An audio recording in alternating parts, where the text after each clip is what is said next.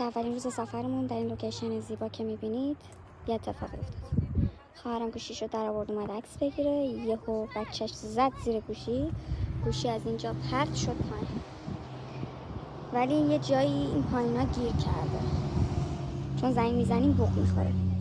حالا رفتیم نیروی کمکی آوردیم، تناب و اینا اون چیزا هم آوردن. نه این تناباشونه اینجا گذاشتم. انشالله که بتونن گوشیشو بردارن.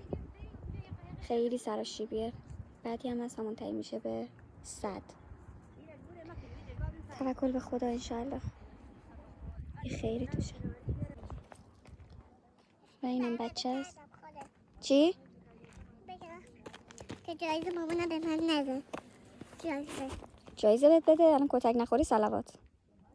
جایزه هم میخوای؟ گوشیشو انداختی پایین. برو سجده، برو همونجا بشین، تکون نخوری. برو. حواست نبود دستت خورد به گوشیش؟ نه. دعا کرد. زنگ پرد بودم پایین ماهی هم دقیقه نشروه زنگواری رو خونی پرشت گوشیش با این حواست نبود؟ نه. دعا کردی گوشیش پیدا شه؟ برو بشین همونجا. بدو. اینم از ترس قشنگ. آرزو تو کردی؟ چی آرزو کردی؟ گوشیشو بذار کنار. گوشیمو بذارم کنار؟ نمیخوای تو گوشی بگی؟ نه. باش. گوشیشو بذار کنار خاموش کن تا موقع گوشیت نیفتاده تو آب. باش. موبایل پیدا شد؟ مرسی، یه دست تکون بدیم برام.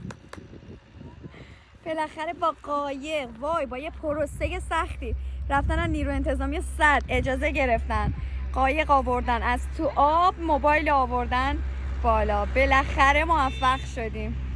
بچه ها گوشی رو بالاخره ما به لطف خدا، به لطف این مردم کرد مهربون با قایق پیدا کردیم و با کمال باور، البته چون ما واقعا باور داشتیم که گوشی کارش نمیشه.